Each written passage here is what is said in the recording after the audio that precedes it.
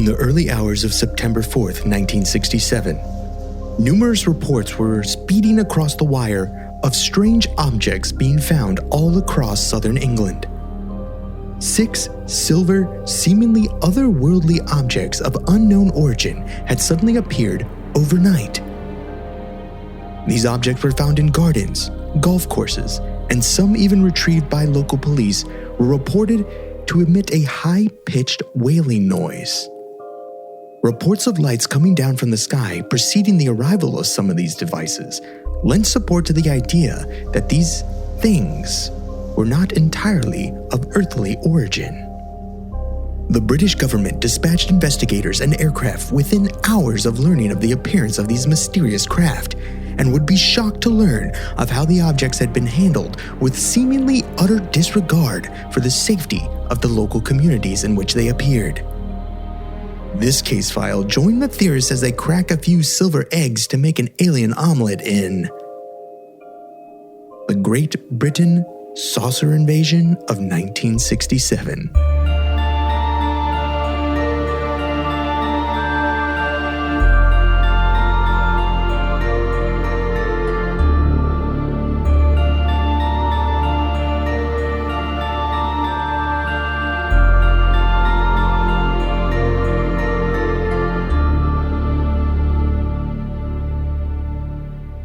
Welcome to Alien Theorist Theorizing Case File 286. The Great Britain UFO invasion. The Great British? What did we say? I instantly forgot. Great Britain UFO invasion. We come up with these titles literally right before. So that's just so you know, a little peek behind the curtain. And you mess it up every time. Discussed. Yeah. Right before I hit go live, we just decided. So yeah, I have like, what's reverse goldfish memory? Like, I don't remember anything that just happened. It takes my brain like you have a 25 minutes to... You have to process it. Yeah, it's got to render, right? the memory's got to render when I sleep. So you're in a constant state of not knowing what's going on. Yeah, I'm in a constant blackout through the day. You're just now cluing in to what we talked about 5 minutes ago. Yeah, I'm like, oh, they have the title. Okay, yeah. The Great British UFO Invasion. All right, I remember that now. Interesting topic today, but kind of a funny one, actually. Elaborate. It is pretty comical.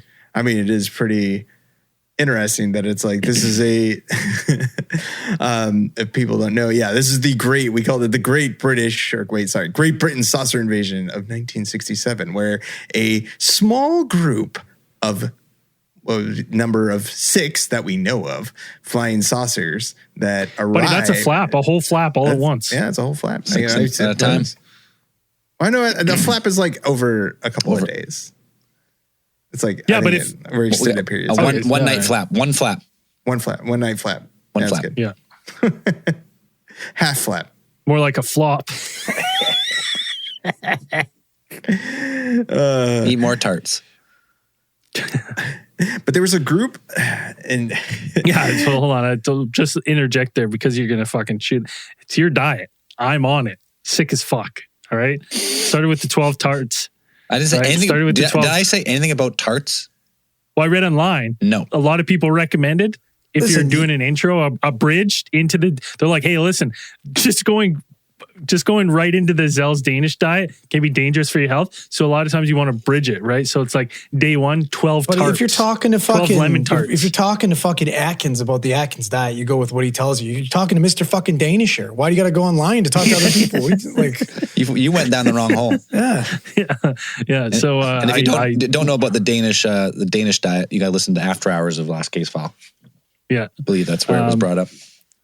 Was it? Yeah, maybe I'll post a clip of just that so people, because I'm on it. I've already lost pure sugar. God, by the time you're listening to pure this, carb, Danish diet. sugar, and mold. 12 pounds. Those are the 3 ingredients. That's the only things that touch your body. That's it. I was 250 pounds. I'm 240 pounds now, thanks to the Zell's Danish diet. You're welcome. Right? You'd be 230 if we went Danishes and not tarts. Yeah. The comedy is about to go down. The sexiness about to go way up. So prepare yourselves. So, September 4th, 1967, 6 flying saucers landed across Great Britain, causing a bit of a hubbub that morning. Now, to settle it, I guess, to kind of set the scene for that at that time, Great Britain was kind of already into its kind of UFO fever. Which is buddy, and they still have PTSD from fucking World War II. Yeah, no shit. Right? Like there's anything in the air that they don't know is fucking Shoot it down. people are blacking out in the streets. Yeah, we're definitely into, Cold War is in full effect, pretty much at this point. But Britain has already had its exposure to UFOs and the UFO phenomenon since we already talked about previously, like just almost like, a decade before, like the leading up to this event, you had, Operation Mainbrace, where we had 2, 3, 4 multiple UFO sightings that were documented and investigated.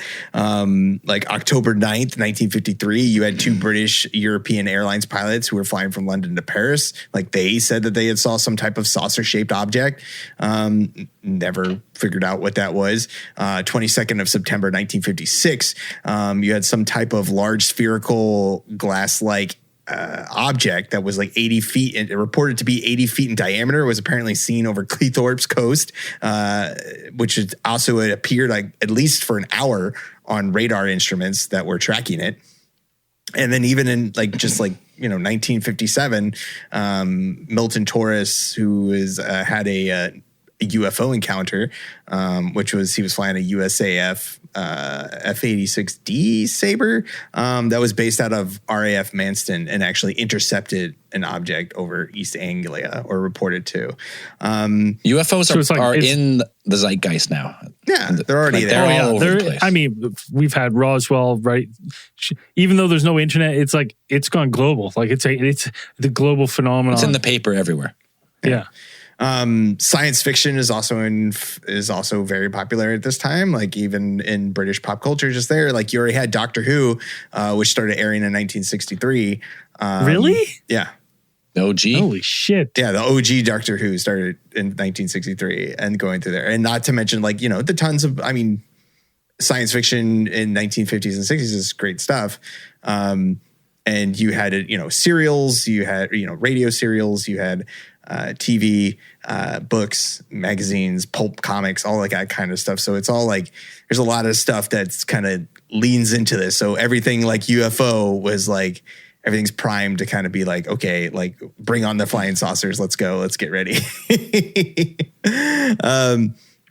But on that morning of September 4th, 1967, you had these 6 very similar looking saucer-shaped but also reportedly more egg-shaped than saucer-shaped objects, which appeared in multiple locations across Great Britain, and apparently they lined up almost perfectly along the 51st parallel ley line in southern. Oh shit! Of course, like power grid, right? Yeah, the power went out on that line, right? It all came crashing down. Dropped them out of the sky. Right. So you had police were swamped with phone calls that morning from the public reporting the discovery of these small egg saucers that had just like cropped up overnight. Like they weren't there in the evening, and now they had appeared in various locations all over. And that'd be such a fucking weird thing too, because in the first, like, I'm sure in this time, much like now too, like someone calls like the police, they're like, I'd say a flying saucer. They're like, okay, yeah, all right, cool. And then they like hang up. They're like, all right, yeah, I just got a call about a flying saucer. And the phone's like ringing again. They're like, oh, another one? Where? Oh, we just got a call about a different one. Okay. You're like, all right. And then they just keep piling in. You're like, holy shit. All right, something's going on. You're like, it's almost to the point where it's like you would have to take it seriously at this point, because you're getting flooded with calls from all over. So it's not like you can just like be like, one crazy guy, probably nothing. Well, right? I mean, We're they not gonna do obviously anything didn't with take it super seriously. They didn't fucking call Yeah, it. They didn't. some of them- Well, they would have called up our buddy at 221B Baker Street. He would have solved this shit. Fucking lickety split. Yeah. Like, come on. Yeah, the discovery of each object is actually pretty interesting. The different types of reactions that were garnered from like the people who discovered them, like they kind of. This would be the worst Sherlock episode, but also one I would 100% want to see. Indubitably. Fully made. 6 egg-shaped craft. Yeah. Oh, dear Watson. You know, he'd be slinking around like, wouldn't tell anyone till the end of the episode. Yeah. Well, of course, my dear Watson, it's made of paper mache. As I first noticed as I approached the craft. He would taste it for sure. 100% has to. What's that smell? Then he'd play aggressive violin and shoot a gun at a wall for no reason. You had probably one that made the biggest splash apparently was like the first one that kind of got reported, and this one was actually located on the Isle of Sheppey in the Thames estuary, near a new housing development that was being built at the time.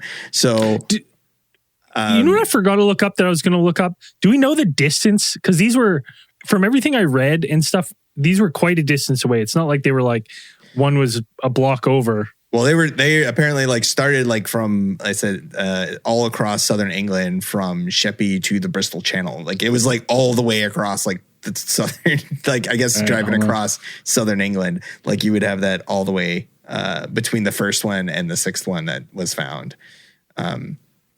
But people first noticed that something was going on like in the very, very early morning of September 4th. So about like 2:30 a.m., there was a report of like this strange wailing sound, which led people to discover this object, that it was making this type of high-pitched noise that it seemed to be emanating from, like and nobody really knew what it was. And that is what kind of warranted the people to kind of call the police and be like, what is this thing that's sitting here and making a lot of noise? And we don't know exactly what it is. It doesn't look like anything, that we recognize.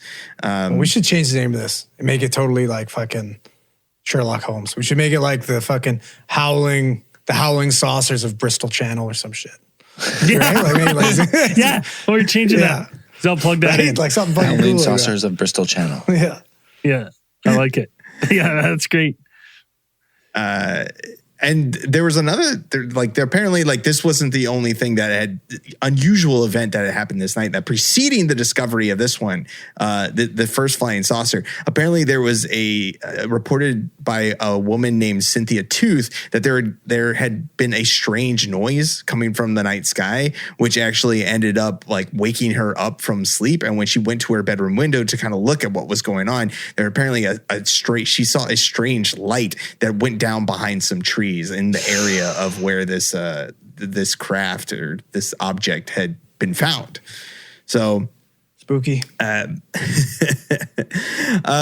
There's a second one was actually discovered on the Bromley golf course, which was actually discovered by a caddy named Harry Huxley, who was out there, I guess, doing his morning, the morning ball retrieval.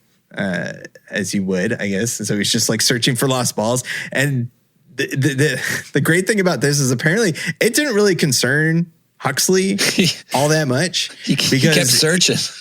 Like he just kept going about his day. Like he saw this thing. I would completely understand that if this was a mini golf course, because you would expect to see stupid shit like that on a mini golf course. It's true.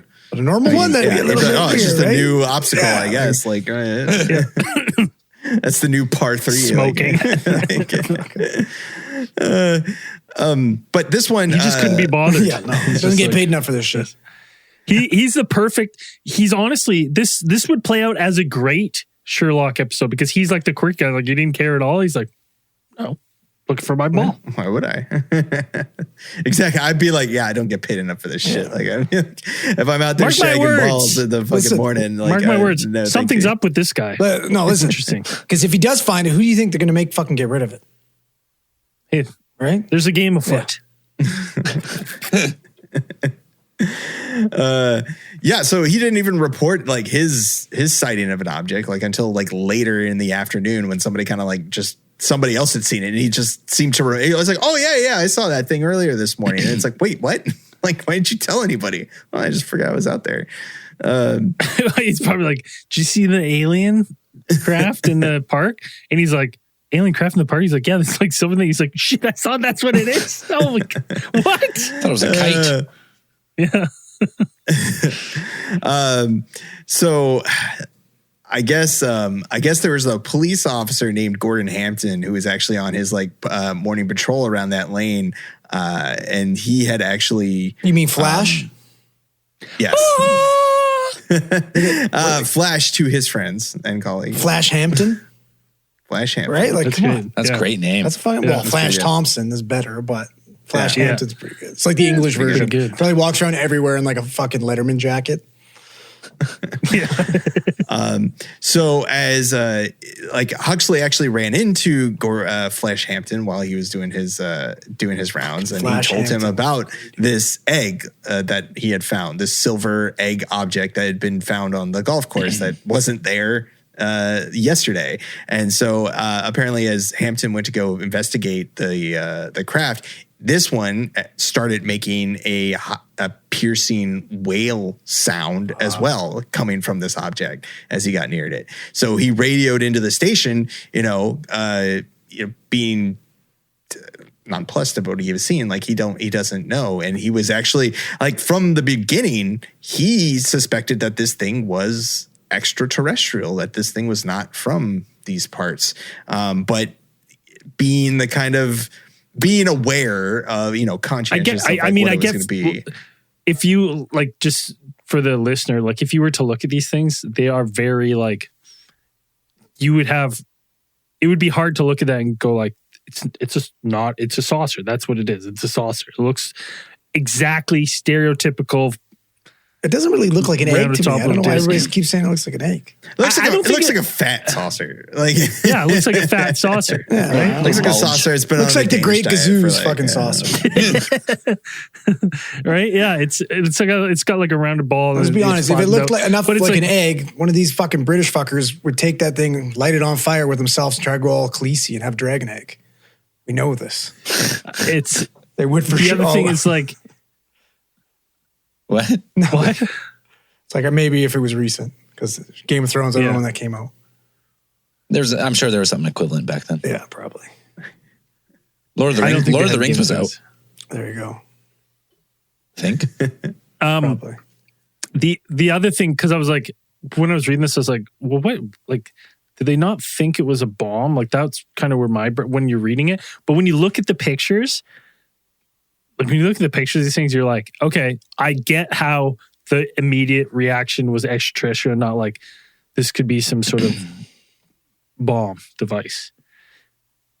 When were bombs a real thing? I guess they were For a long time before that. Yeah. This is post World War II. They're well aware of bombs. We made the biggest bombs in World War II. I mean, bombs have been around for a while. Yeah. I guess I forgot about those ones. My brain hasn't switched over from the Danish diet. It's because you're knackered. Yeah. Right knackered. Fucking right knackered. But it doesn't resemble anything that you would possibly categorize in the a structured as a bomb or some type of explosive device. Because if you're looking at it, you're like, there's no wires on it. There's no controls, lights, indicators, gauges, nothing. There's nothing on there. It's just this Looks like a bomb. Silver. Looks like a bomb. It looks like a bomb. It is screaming at you. Yeah. All it's missing for me, it's missing a fucking clock on it. I would have been like, fucking, we got a bomb for sure. 100%. Little tick, yeah. Pop quiz, hot shot. Get the fuck out of there, man. So Hampton, conscious of how it would be received if he used the words UFO or spaceship over the airwaves on the police band, because if people aren't aware that back then police bands weren't encrypted yet. So you could have like any amateur ham radio operator just picking up and listening to what you're saying. They were broadcasting on 99.9 Police FM, basically. But apparently, eventually, like Hampton, I can imagine the conversation. He's like, "I've got something out here at the golf course," and they're like, "What? What is it?" He's like, "Well, it's a thing." You're like, some what? dodgy what silver exactly fucking thing hanging out on a golf course. And he's like, "Well, you guys need to come out here and look at it. Like, why do we need to come out there and look at it? Like, what is it?" And it's like, it's like eventually just like that goes on for 10 minutes. And he's like, "It's a fucking spaceship." Like, Jesus. And they're like, "Oh, yeah, okay, I want to see that." And then they all kind of rush out there, apparently. So, there was apparently like a number of officers that were dispatched from the Bromley station to go and see. They still weren't actually sure that Hampton was telling the truth, and they were more sent out there to assess whether he was drunk or not on the job. Oh, they thought there was some hijinks for sure going on. They're like, "Oh, this is some sort of prank." Was he had like taking a couple nips this morning, like before, his little Irish coffee or whatever, but like it seemed what was going on.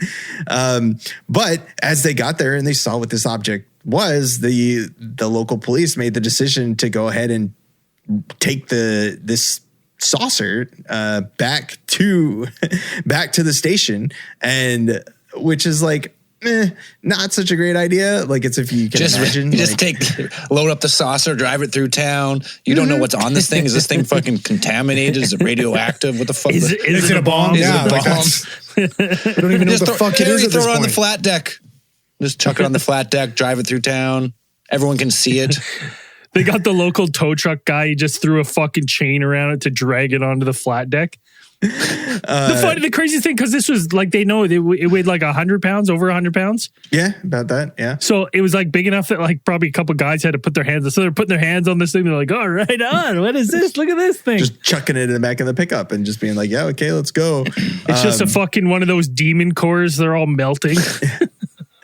And when the federal authorities got involved, like they actually had a senior Scotland Yard officer that would turn up later, and then he gave them serious reprimand. Like, what the hell are you guys thinking? Like, why would you bring this into like the heavily populated town, when you don't know what this thing is? You have no idea. You just picked it up, put it in the truck, and took it out there. It could be this could be anything. Like, whether or not it's like just an extraterrestrial craft, it could be some kind of explosive device, biological, anything.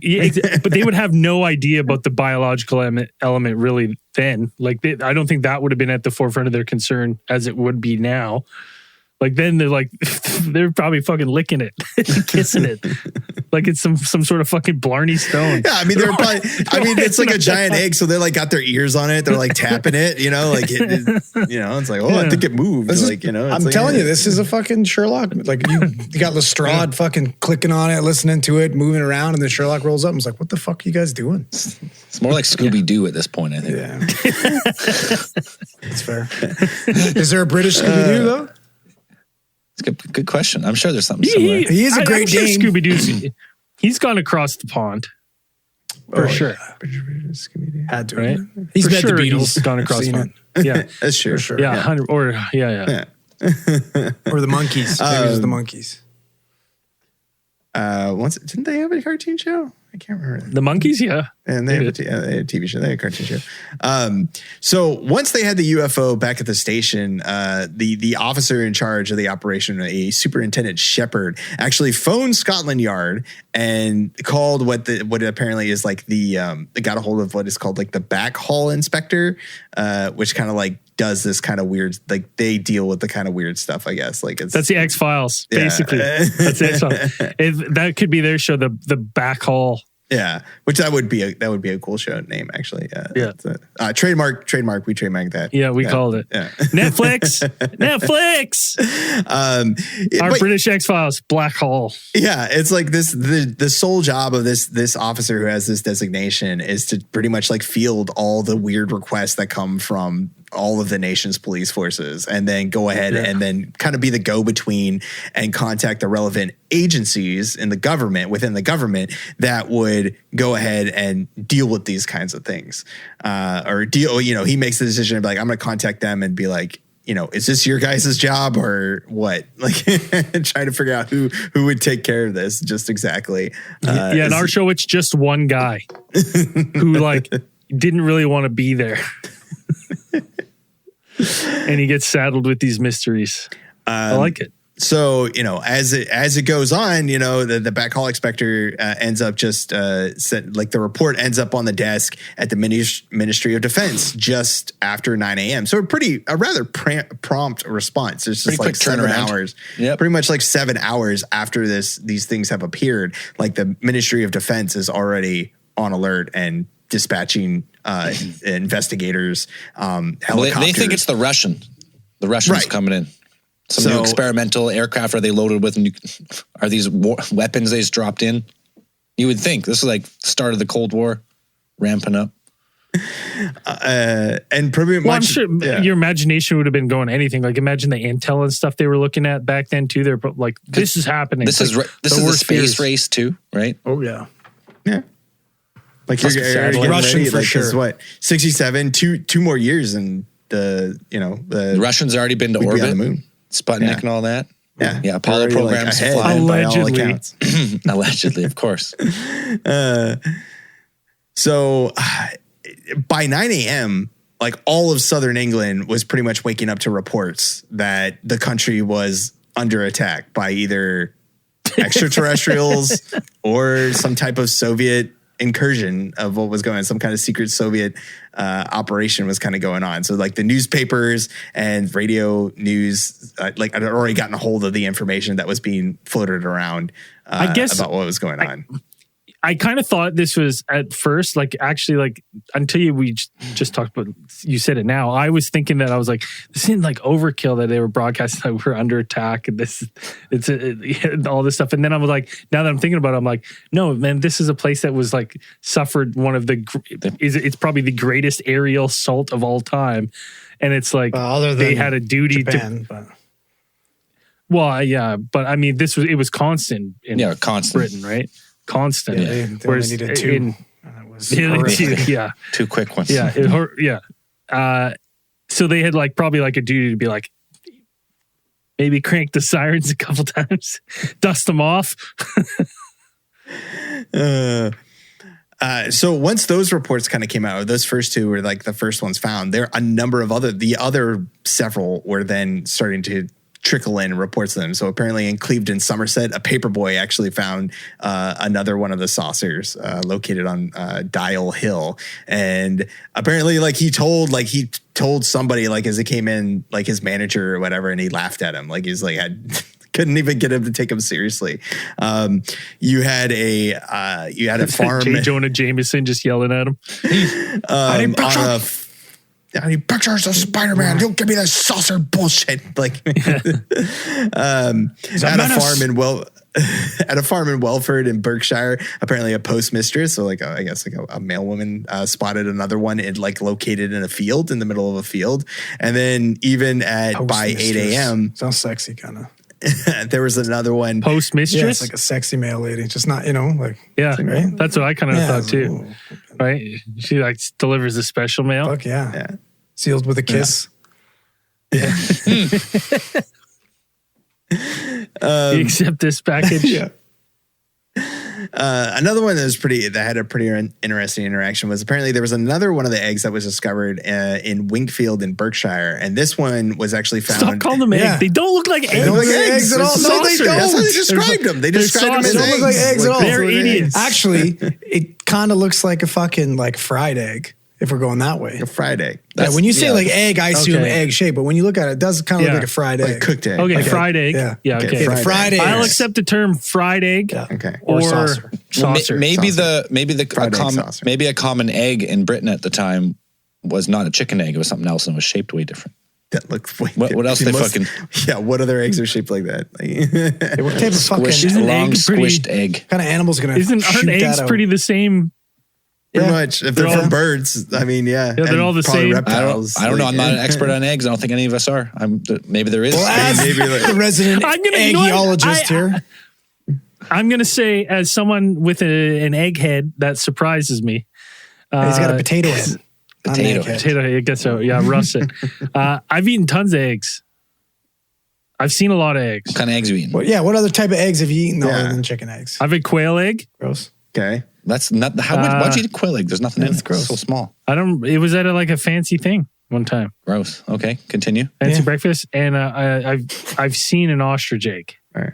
That's not a lot of eggs. You probably had fish eggs at some point. Not a lot of eggs. Yeah, I've had fish eggs. No. Not a lot of eggs. Yeah, I've eaten a lot of fish eggs. But I'm talking if we're talking fish eggs included, hundreds of thousands of eggs I've eaten. Every bite of some of that sushi's got like 1,000 eggs on it. Yeah, that's what I'm saying. So I'm like, I would say at that point, I am somewhat of an egg expert. You're not. Eggs. You've seen eggs from like fucking eggs. 3 different fucking animals. I'm impressed. I've seen. I'm impressed. I can't think of any more eggs at the moment. I'm sick. My brain's not working from the Danish diet. My brain don't work so good.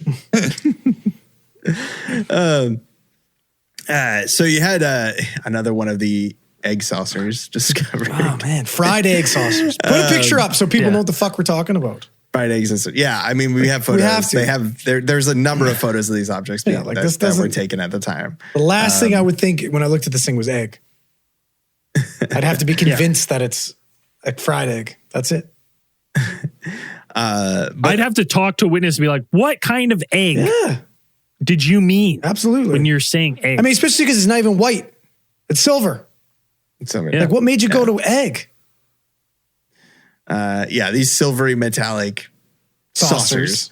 All right. Yeah. So the one that was discovered in Wingfield in Berkshire was discovered by a man in his garden. Now, apparently, across the road from that man's residence, there was the actual radar station that was being used by NASA to track satellites and the new Gemini manned spacecraft that had been launched. And so the man kind of went over there, and I like picturing it in your head. It's like this dude just kind of like walked over there and like knocked on the door and said, "Hey, like, there's something you guys should take a look at in my garden," and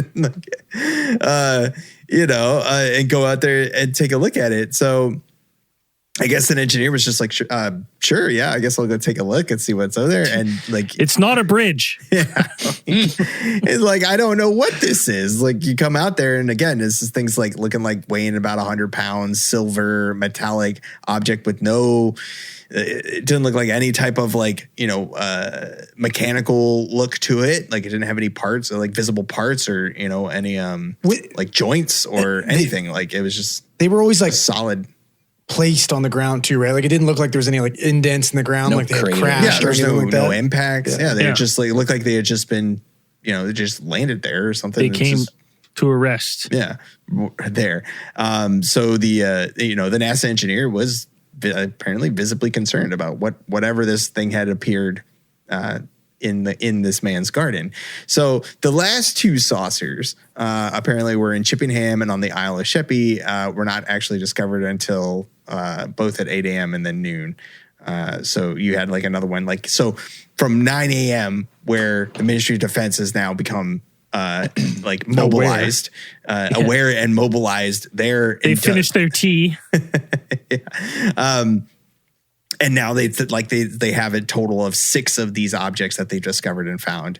And people are in various states of trying to investigate what's going on. So they're trying to like, I can imagine the kind of chaos that's going on in the Ministry of Defense, where it's like you're trying to coordinate like 6 different recovery sites of what is possibly extraterrestrial, if not extraterrestrial crafts, like some type of Soviet experiment or something like it, or even like if it's something like an unexploded bomb or something that somebody dug up, it's like, it must have just been madness. Like I can't imagine like that kind of, it goes to like kind of what's going on. It makes you wonder, like, unless like in a situation like this with like 6 crafts that are found, right?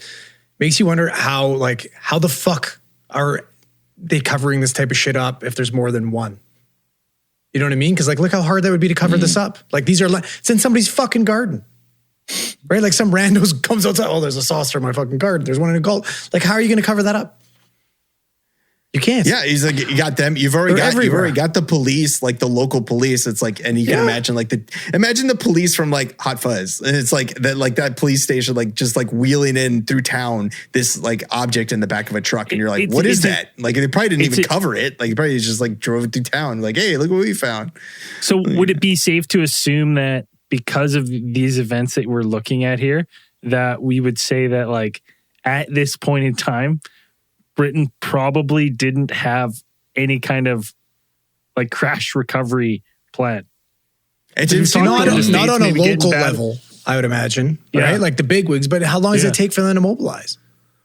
Yeah. Right? Like, or maybe it's just too many at once where they're just like, but at least one of them you think would have been like retrieved properly. It doesn't sound like any of them were. Yeah, I mean, nobody was really on scene until then. Like they had maybe like a few helicopters like flying down there at the time, like in the early morning once they had found out. But other than that, it's like they had at least one senior detective who actually ended up driving down to Bromley to check out the police station that was down there that had recovered their craft and put it in there. And apparently before, like as he got there, the place was already mobbed with reporters and TV crew and 2 TV crews that were actually filming the policemen as they're kind of like all the policemen are there fucking posing for the gram, and they're all just like posing with the fucking what could possibly be a Soviet weapon of mass destruction. Like they pose with the fucking kilos of cocaine and pot. And those fucking Facebook posts, fucking everybody's flexing. They knew about radiation at this time. They knew about radiation, like in radiation exposure. So it's like they just had no. You're probably just too excited, I imagine. When you like, if this is what you're thinking, you're like, holy shit, we're not alone. UFOs, here they are. All reason goes out the window. Just touch it, lick it, eat it. Yeah. I just imagine it's just this super troopers thing, and like, guys in there, spread it on, just like standing in front of this UFO thing, putting their feet up, Captain Morgan in it, and just like, you're like, what the fuck? So apparently this detective that went down there just fucking ripped these guys a new one once he got down there, and just like went into like a fucking incandescent rage at these guys. Like, what the fuck are you guys thinking? Bringing this thing in here.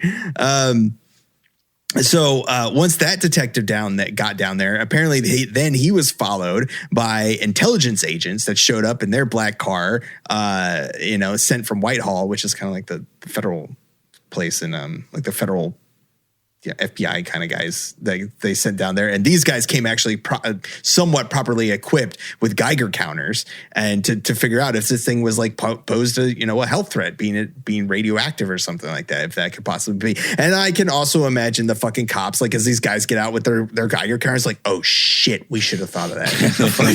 Like, fuck, our fucking, is like our hair gonna fall out and our like, fucking dick's gonna fall off. Like, look at these fucking wankers. Yeah, right.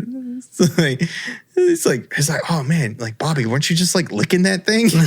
Like it's fucking, is your tongue gonna fall off now? Like, oh shit. Like the Bobby named Bobby. That's pretty good. The Bobby named Bobby. Right. I like that. Now, like when they got the Geiger counters out, they did find that this, fortunately for those people who were, the police officers who were fucking like rubbing all up against this fucking flying saucer, that it wasn't radioactive. They weren't about to melt down. And so the police had actually tried drilling into the saucer as well. That sounds smart. That's a great idea. Sounds like a really good idea. That's a Zell move. What if it's a bomb? But instead of encountering some type of, impenetrable alien alloy that that we hear in a lot of the other like stories of UFO retrievals, like you can't even scratch it with, torches or, diamond tipped drills or anything like that. They just use a regular machinist drill, it seems. But inside, they discovered that there was some kind of like rotting. Wait! Alien corpse or something else. You're going to find out right after we take a short beer break. We're going to be right back. Yeah, diarrhea break.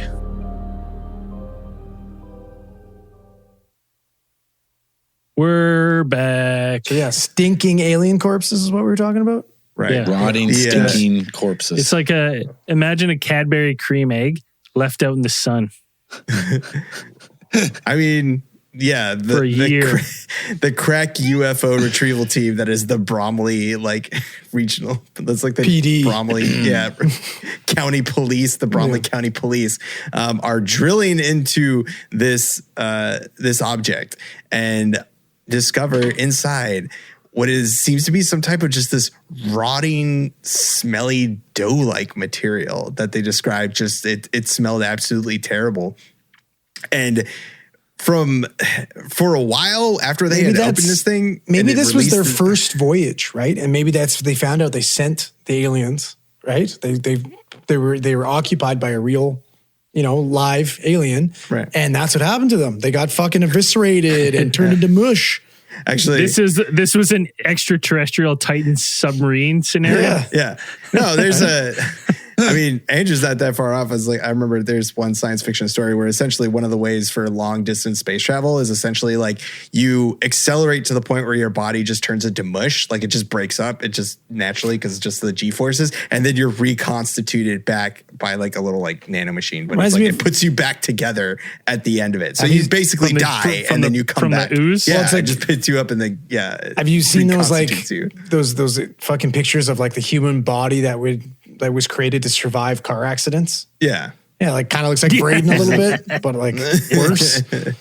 Yeah. Right? That's what kind of what it reminded me of. No neck. So it wouldn't be until a Scotland Yard bomb disposal squad got orders to go and check one of the objects with what they had at the time was a portable X-ray equipment, and then they got to take a look at what was inside of these objects. I find that funny because they're like, fucking Gary over there already fucking cracked one of these eggs open. Well, but they're like, all right, well, now get the bomb squad. I'm wondering if these are because they were landed so far apart. They're not all in the same spot, right? This could be just the difference in fucking minds working these cases, right? Yeah, that's true. Right? I never thought about this. This could be happening simultaneous. The fucking country bumpkins. Where the bomb squad's checking one. The chavs are fucking drilling into it. And then the more fucking tea drinker kind of guys are like, well, maybe we should x-ray this fucking thing. We should x-ray it. Yes. Yeah. Indubitably. Quite right. So one of the objects.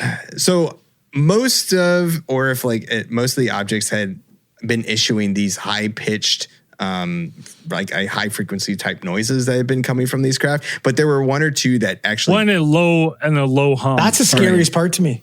Yeah. The fact that those things, I would be like, okay, listen, this thing looks kind of hokey until I heard sounds coming from it. I'd be like, no.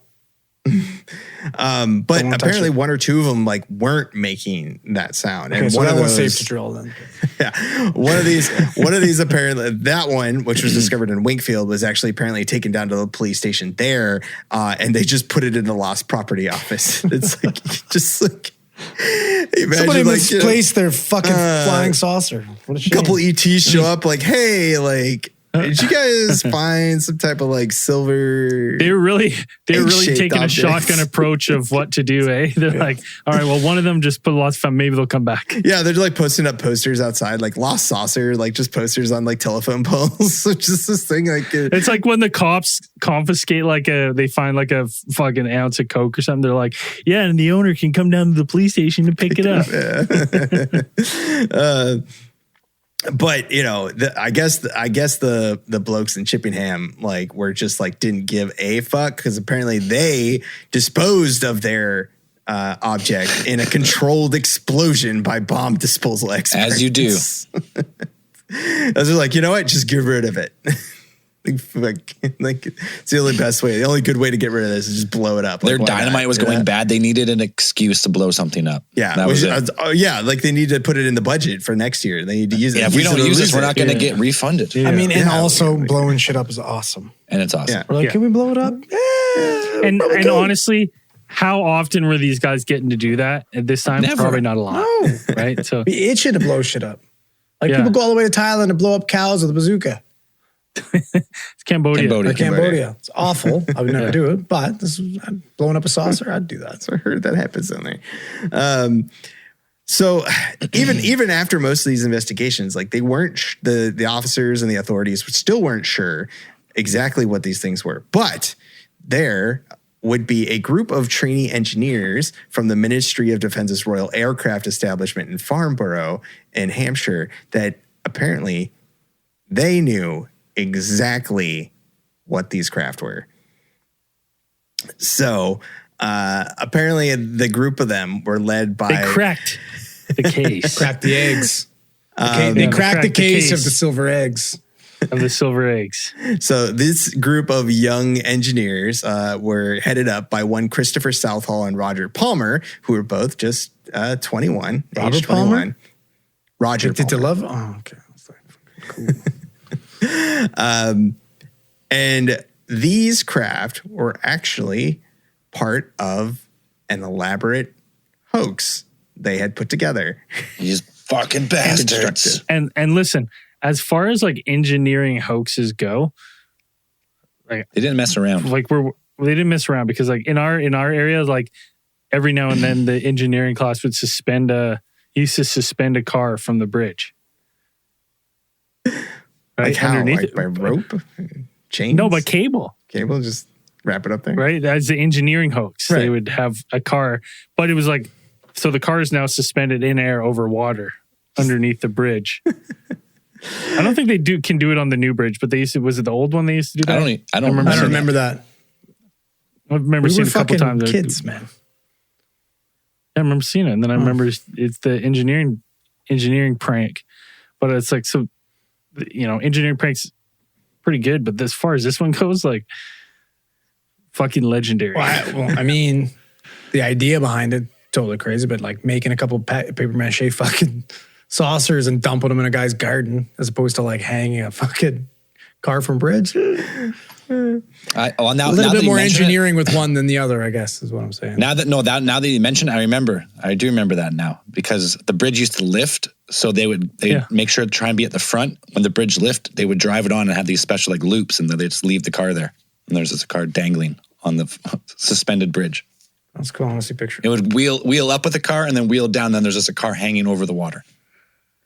Oh, that makes sense. I was never. I'm not an engineer, so I was just like, how to get there? It triggered my memory. I was like, that's right. Yeah, they used to drive it. They would drive it, and they would have these like special things rigged up, and they would just hook it on as the bridge was lifting. They would hook it onto the edge. How do you get it off after that? I don't know. Just Well, it would sit there. I remember it would sit there for a while. They probably just clipped them, and then they're in the bottom of the lake, just covered in mud. Amongst the other thousands of cars.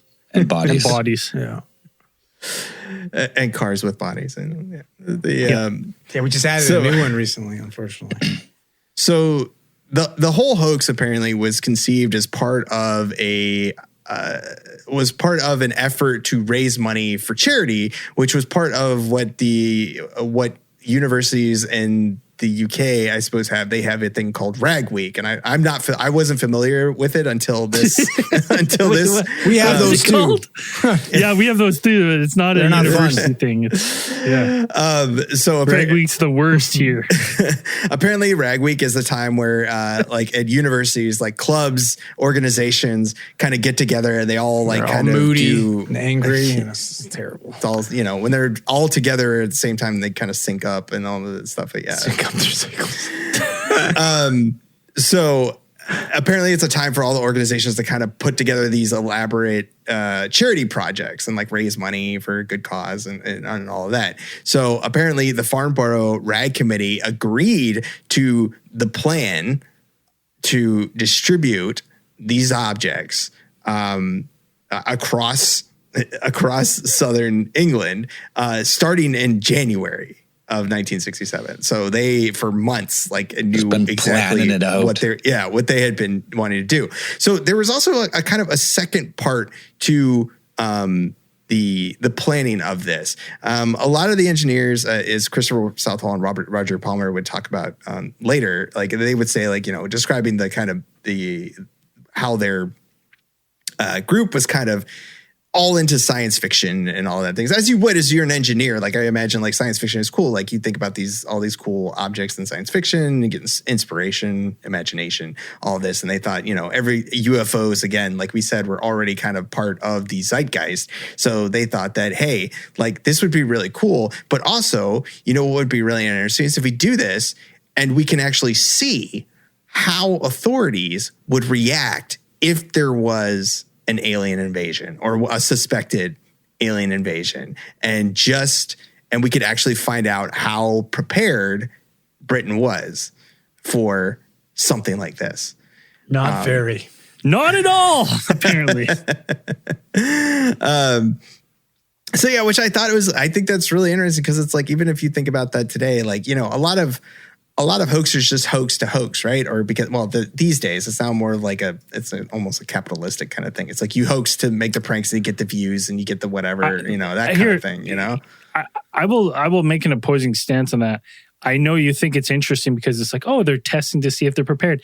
If you said that's the reason you were doing that, they'd be like, for your next attack. That's why you were seeing if we were prepared? You were testing. They were obviously testing for a terrorist attack. You're like, ooh.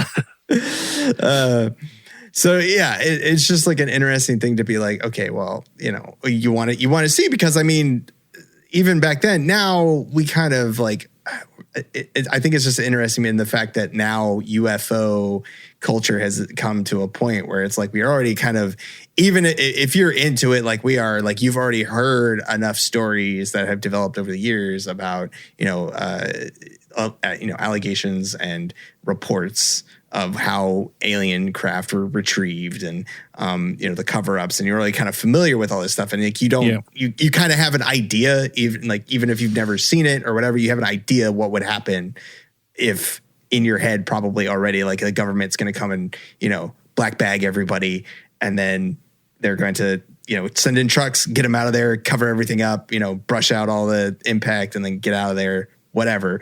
But at this time, back in 1967, like, we had any idea exactly what that would look like. So, this kind of prank being like, yeah, we can actually see it, just see what happens. I think is kind of an interesting take on this kind of that observation prank.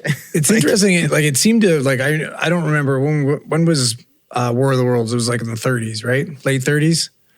The original broadcast. Yeah. Because like, I remember the original broadcast kind of created a little bit like of a mass hysteria for people, 1938. Right? Yeah.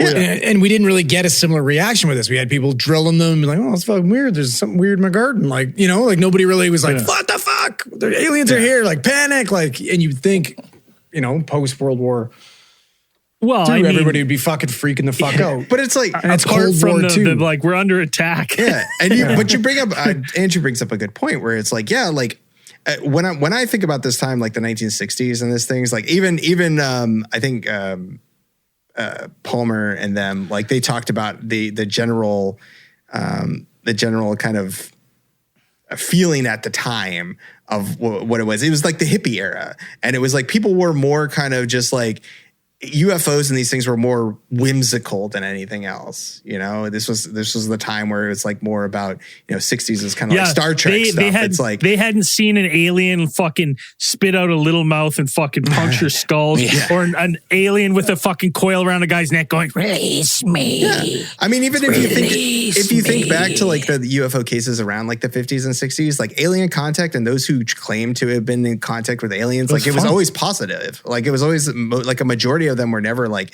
anything that was like, again, like it's not fire in the sky kind of stuff that happened, the Travis Walton stuff and these things, like people being taken against their will, and all kinds of triangular objects being placed in places where triangular objects shouldn't go.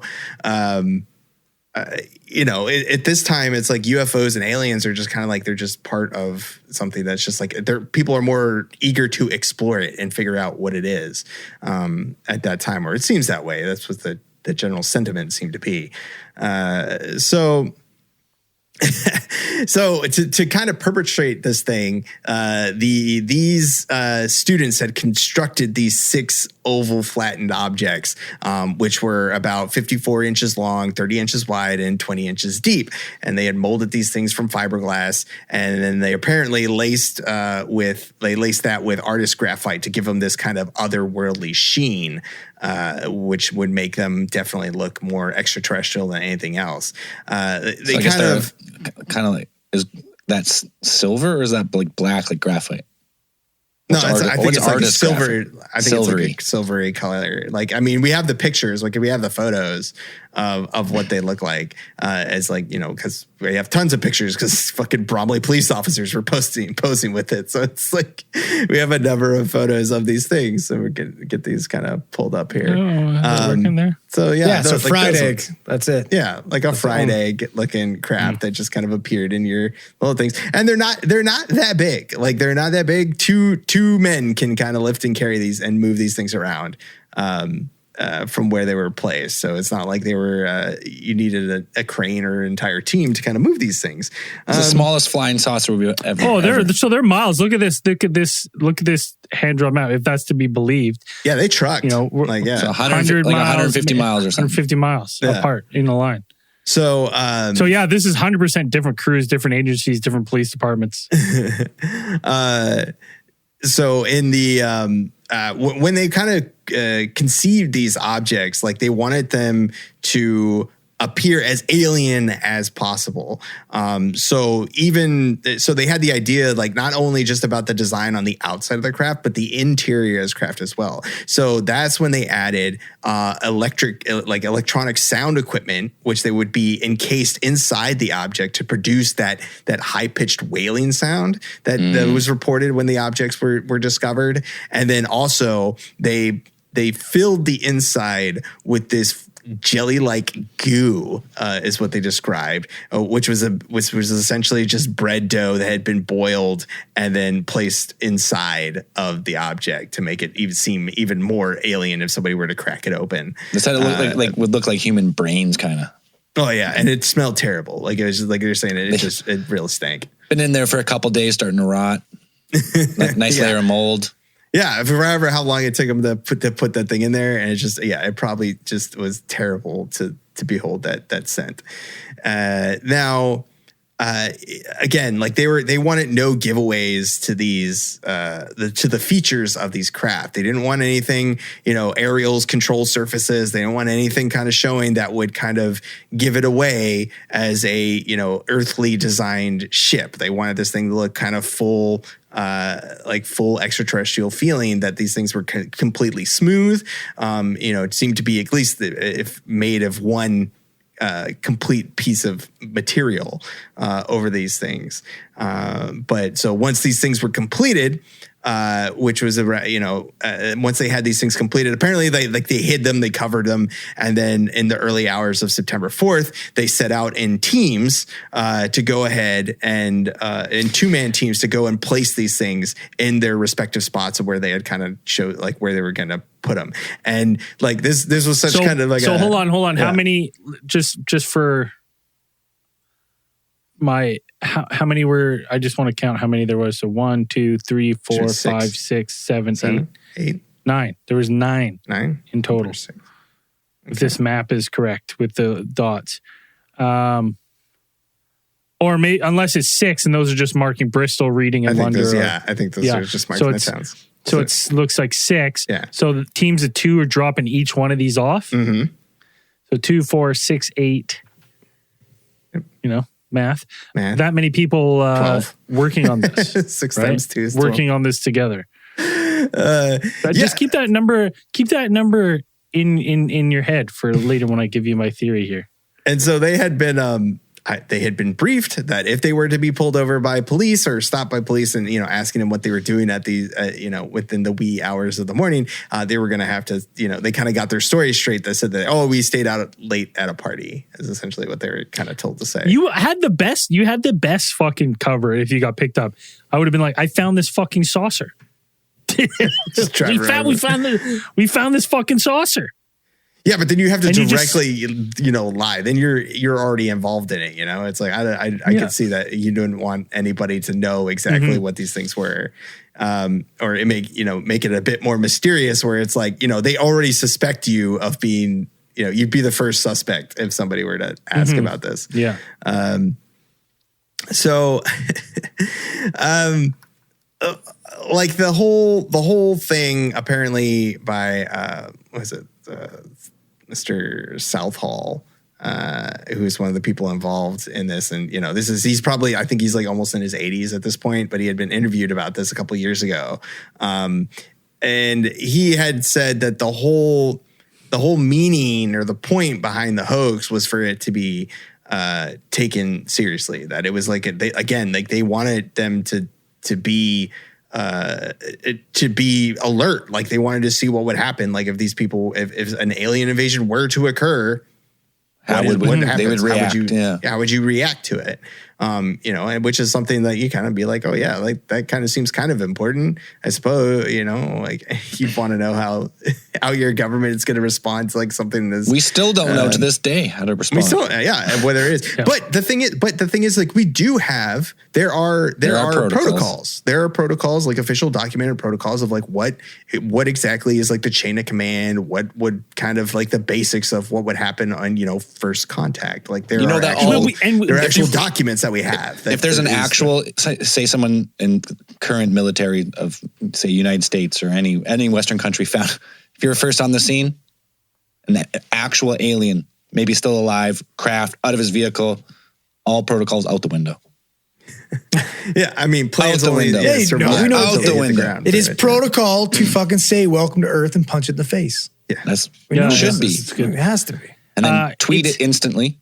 But it's like makes me wonder too. It's like, would they have responded differently if like that place that they approached, that NASA radar station, would have like caught those on radar coming into our atmosphere and then deployed the proper, you know what I mean? The fact that they were just randomly found on the ground is kind of why everybody started scrambling. Like I know with my work, you know what I mean?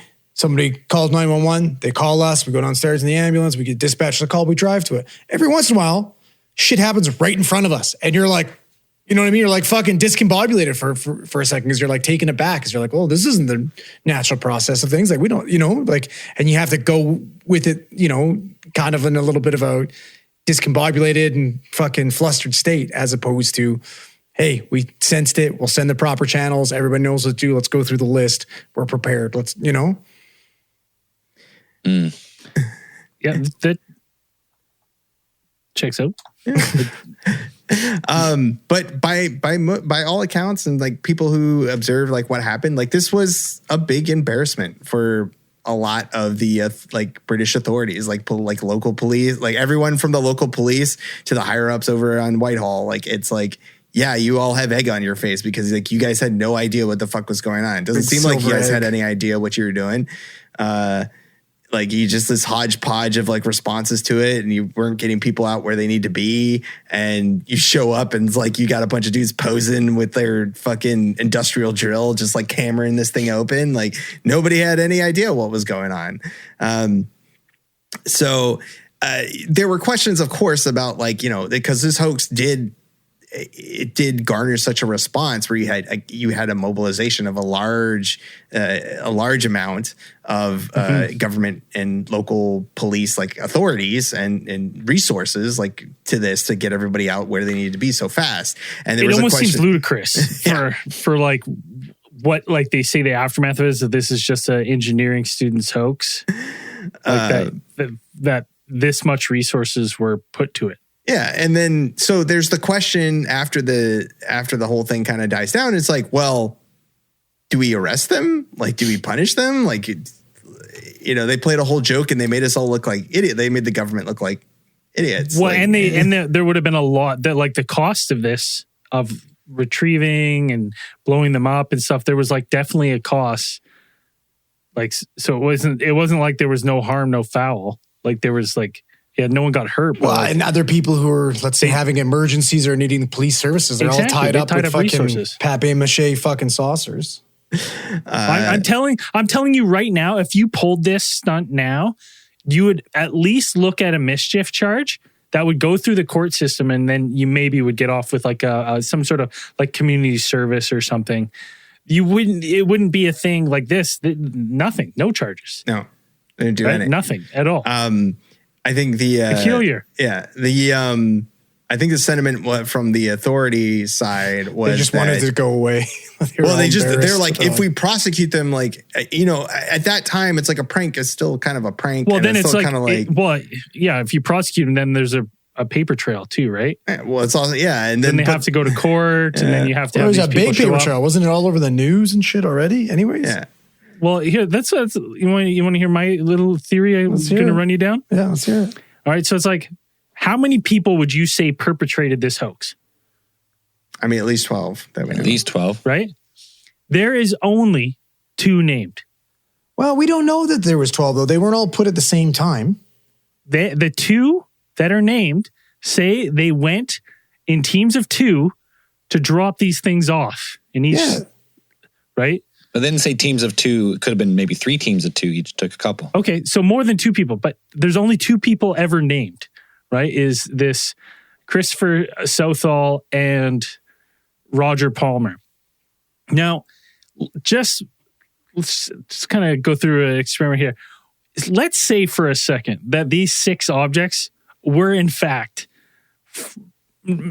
extraterrestrial or something that came down, and they're in cities. Lots of people are seeing them. What would be the best way that you have to cover this up? And you're like, okay, we now have to cover this up quickly, shut it down quickly, get these things out of here, right?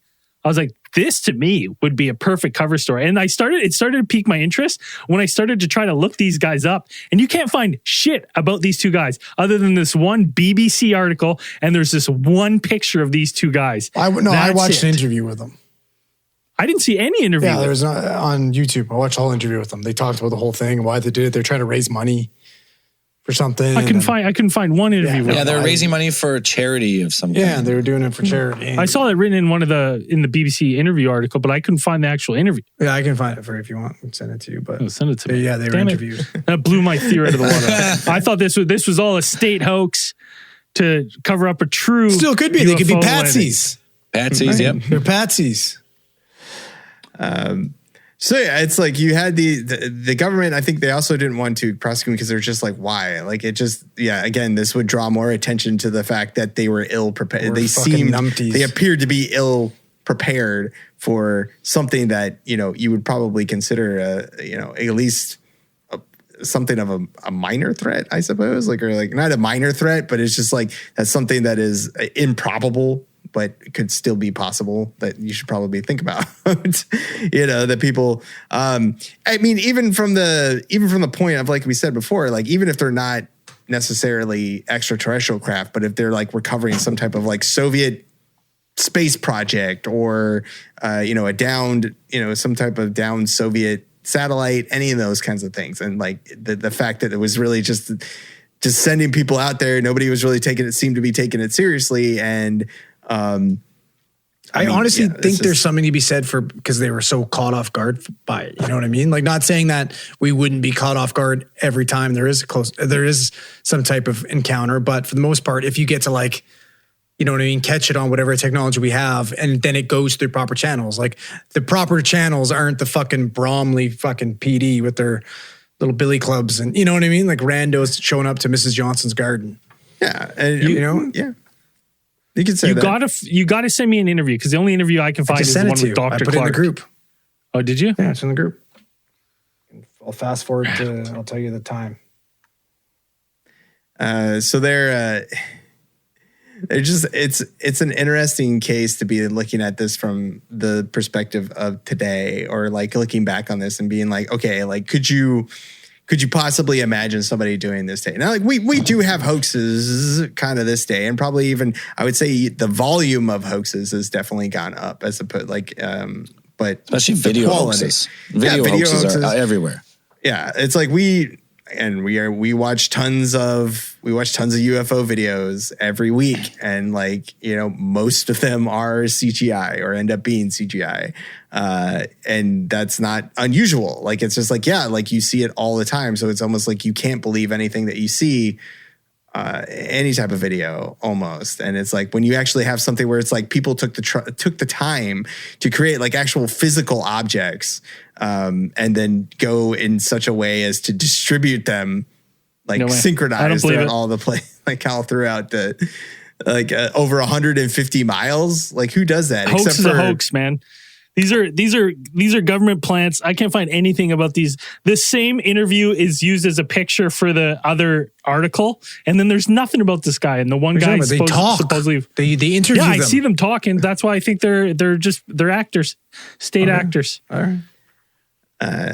the only thing I can think off the top of my head that is like somewhat similar to this one in recent history is the obelisk, the metal obelisk that popped up. Oh yeah. Yeah, those are cool. Did we ever find out what those were? The 5 chewing gum for fucking advertisement. Was it 5? Really? Yeah. It was 5 It was chewing 5 gum? chewing gum, yeah. Was it 5 chewing gum? Or was it just the art project? Really? I thought we They made that did not joke. do a good job because I knew about the obelisk, but not I the thought 5. we made a joke about that. That's why I brought it up. Oh. Yeah, no. It was like an art project. People came out later with like videos of them like placing them and all that stuff and those locations. Those are also patsies, Dan. Stage photos, patsies. Mm-hmm. Yeah. And so it's like most of the time that you see these kinds of things, they're like art installations. There's just like, those things of spontaneous art where somebody puts something somewhere, making some type of statement or just, creating art for art's sake. But when it's something like this, that is like, not only is this a prank, but again, like we said, like it's functional. It's being like, we want to see what the response is for an alien invasion. Like we're interested in this, and this is the only way. Because how do you get this information? Really? Like how would you get this information back then? Like I don't know. You can't walk up to the Scotland Yard or any of the like government intelligence. MI6 can't walk up to them and be like, hey, like if aliens show up, like what are you guys gonna do? And then they'll like kick you out of the building. And James Bond will fucking roundhouse kick you in the face or something. Like I don't know, but Just shoot you. Then drink a martini after. Right. And so if you're interested in that kind of thing, I'm like, that's actually not a bad idea to be like, yeah, I kind of want to know what they would do. But now these days, of course, it's like we were saying, like talking before the show, it's like if you did something like this today, or why don't we see more stuff like this today? I mean, number one, I'd say it's labor intensive. It's way harder to. Yeah, it is. It is harder. Well, especially there's CCTV fucking everywhere. Like they would have got these guys on film doing it for sure. Mm-hmm. And it's like, I would also think part of it is like you're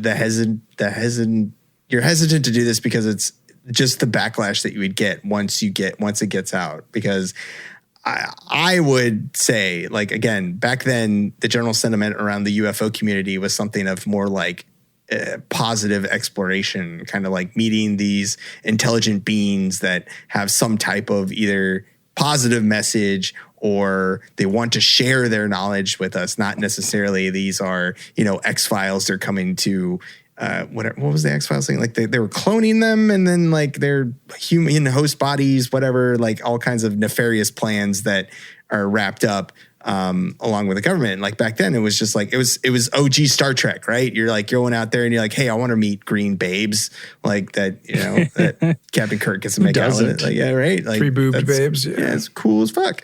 But today, like, I feel like there's definitely a section, and maybe this is true in many like niche communities, but in UFO community, there is definitely like a facet that is almost fanatical about the belief in UFOs. And I feel like if you did something like this today, you'd be getting 2 to 3 death threats like a week for a month and a half, at least. Oh yeah, you'd be like Coyote Peterson when he faked the big fucker. Yeah, what a bastard. Yeah. Why are we bringing that up again? He took a lot of shit.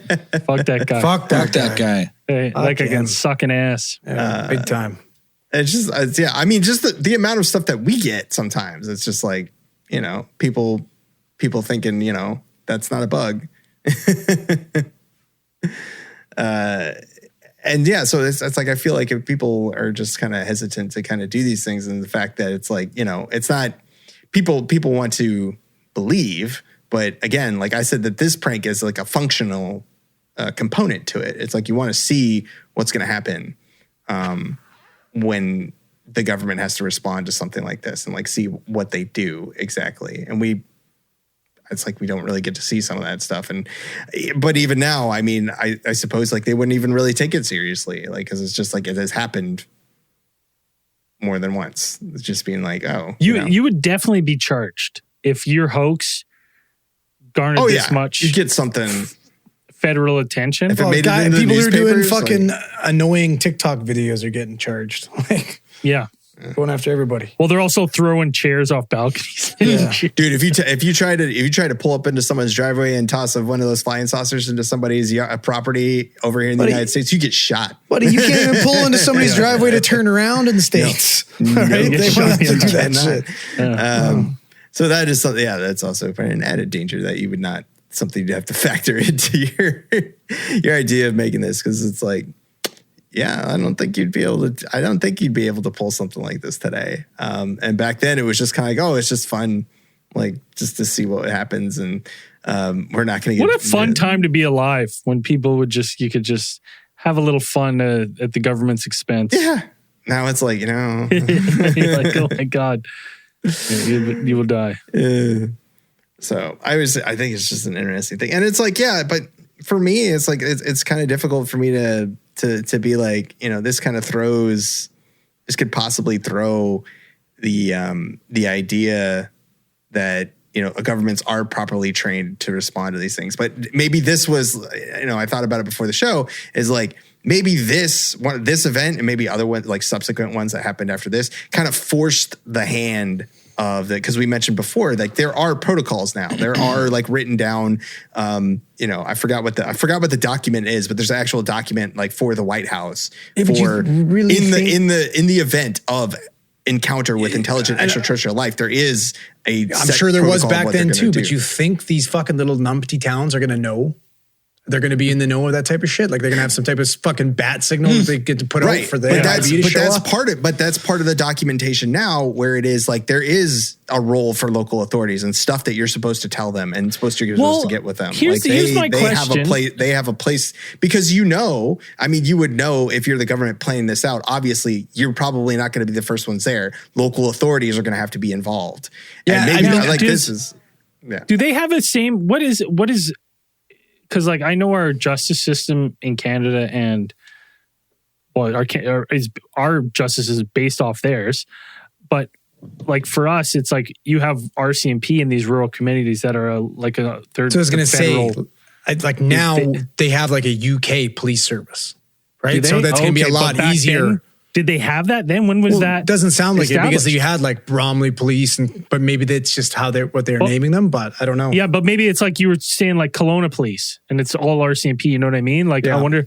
That's my curiosity, is that when did they have a federal police force? Like is that established? Because then it would be the same thing, and maybe not. They're like front, beat cop who's swinging his little fucking twirly stick around, whistling, wouldn't know what to do, right? But like very soon it would go up to the fucking black hall, right, where he would start making quick decisions, right? That's where I was kind of interested. It kind of piqued my interest in. I wonder, Britain, federal police, law enforcement. Okay, law enforcement.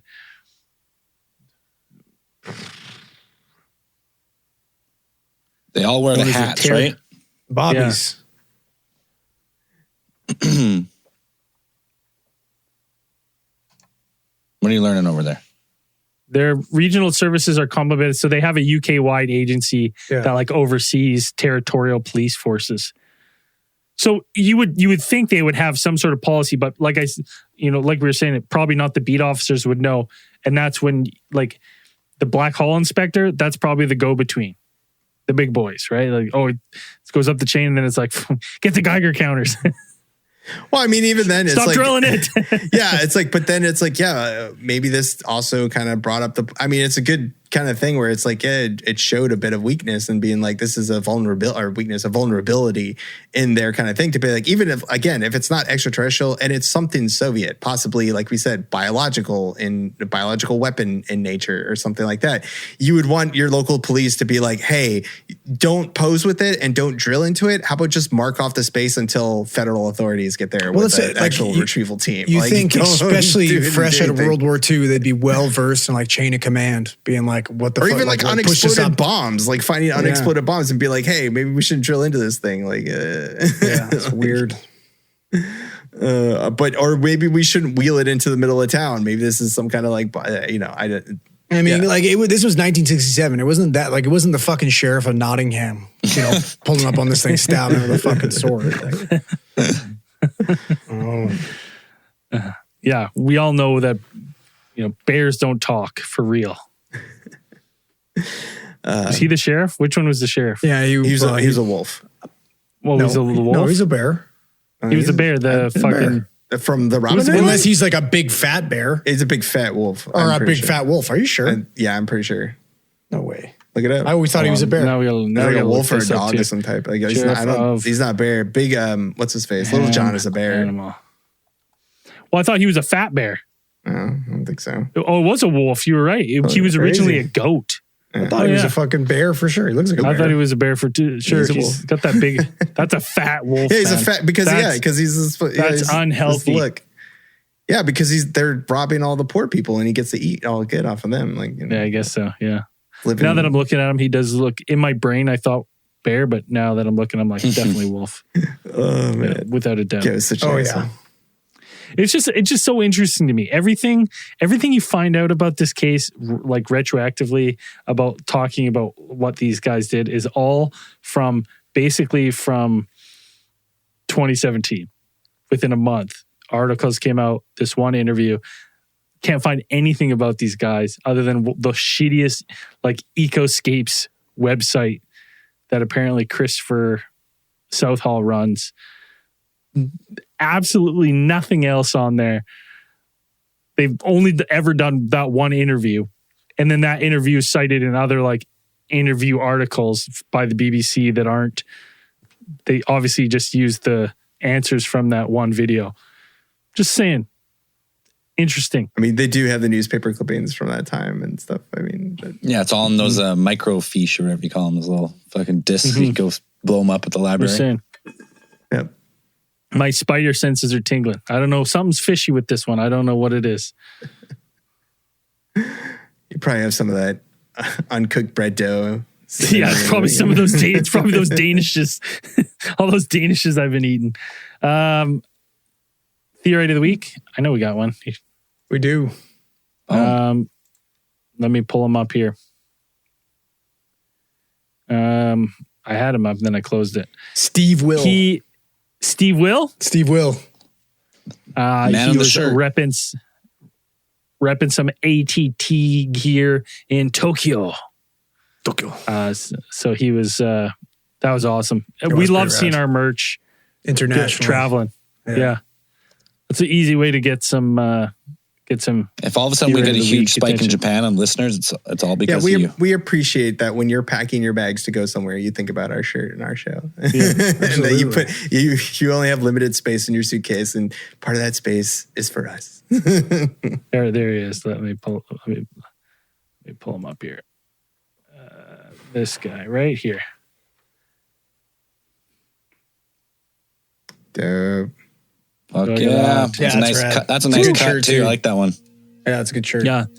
That's I believe that's the blast off tee. You know what? That might not be on the story now, but in honor of Steve Will, if it's not, I'm throwing that one back on the store today.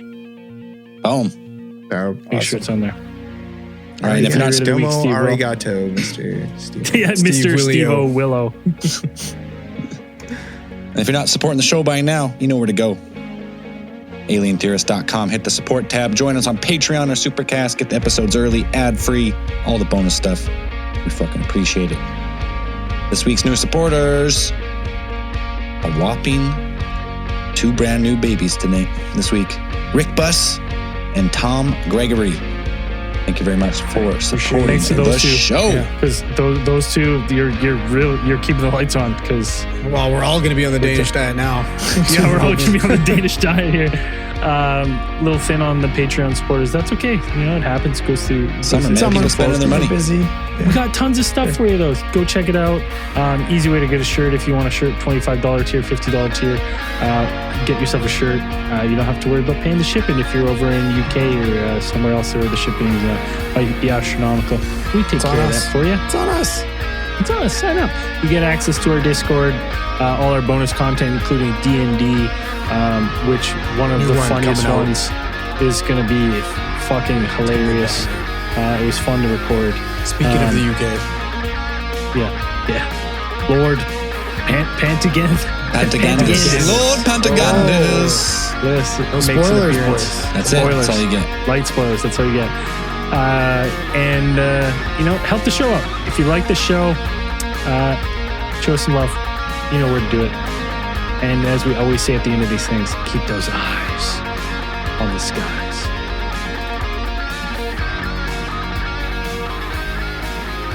After hours. I am fucking soaked. Oh, me too. Man. I'm sliding down this chair. It's disgusting. It's fucking gross, boys. Is dwarf a bad word now? Yes, that's why they changed it in the Snow White movie. Yeah, but dwarfs are so cool.